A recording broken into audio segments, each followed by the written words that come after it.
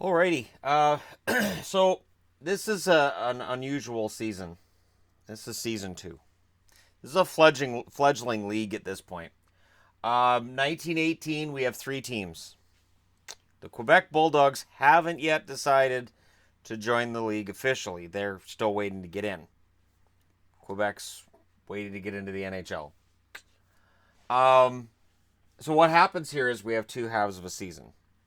You'll notice Montreal's 7-3 in the first half, 3-5 in the second.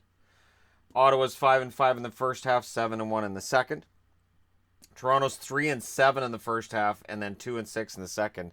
And honestly, um, they ended up withdrawing from the league. Yeah. Before the end of the season, the Toronto Arenas said we can't compete. We can't do this. Financially, we're done. And they had to pull out of the league because, in part, they were struggling with lawsuits by their former owner. Remember him from yesterday? He was suing the team and arguing the players belonged to him, and depending on which court you looked at, they agreed that the players belonged to him or they didn't. So the NHL looks at this and says, all right, so we've only got an 8-game second half of a 20-game season. So that people can't do the math and figure it out, or for whatever reason, we're going to take the second half winner, the first half winner, and we're going to have a best of 7 Stanley Cup final. Yeah, best of 7. So the NHL opted for this rather than the total goal series because of the season being shortened, but it kind of tells you where they're going to end up. This is the Spanish flu season, though, so there's no really happy ending to this.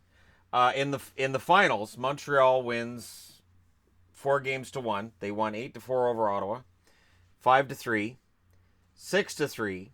Ottawa finally wins in Game 4, 6-3, and Montreal wins 4-2. Noticeable here, it switches cities every game. Montreal and Ottawa are close enough that works. So you're basically on a train after every game. And only an 18-game season. This kind of travel, not a big deal. In the Cup Finals, they faced the Pacific Coast Hockey Association's winner.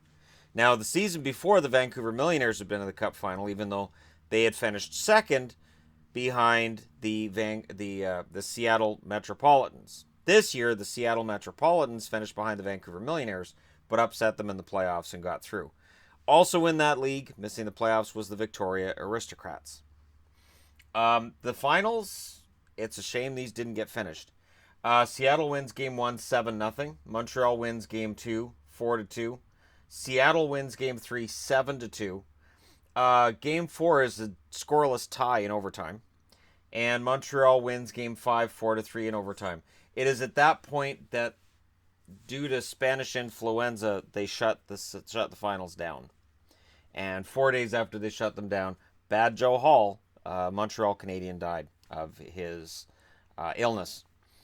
It was a worldwide illness that really put a stop to hockey that year, and it certainly didn't help the league's bottom line. This was one of those things where the league could have been taken out by this. You've got a fledgling league that's down to 2 teams because Toronto had to pull out because, Mr. Livingston's decided he wants his team back, even though the NHL doesn't want him around. Leading the way in goals that year, Newsy Lalonde had 22. Odie Cleghorn had 22, both Montreal Canadiens. Leading the league in assists, Newsy Lalonde with 10. Goalies, Clint Benedict had a 2.76 goals against average for the Ottawa Senators.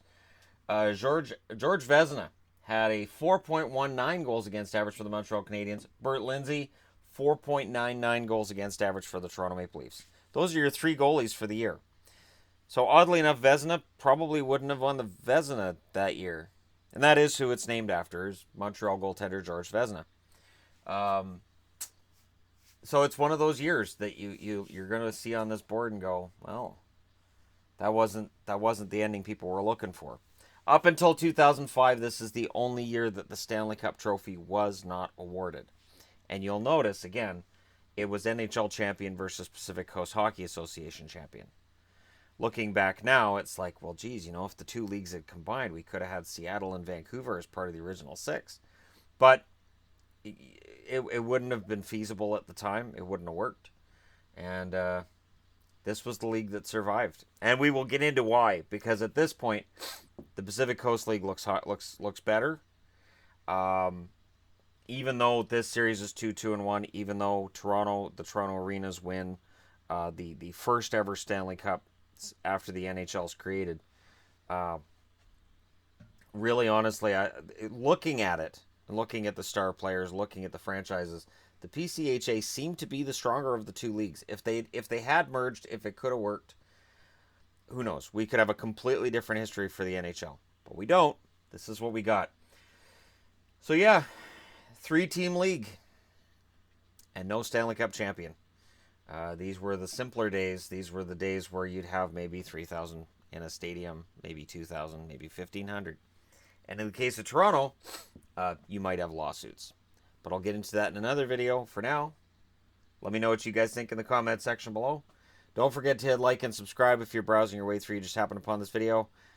And this has been the 1918-1919 season, the year the cup was not awarded.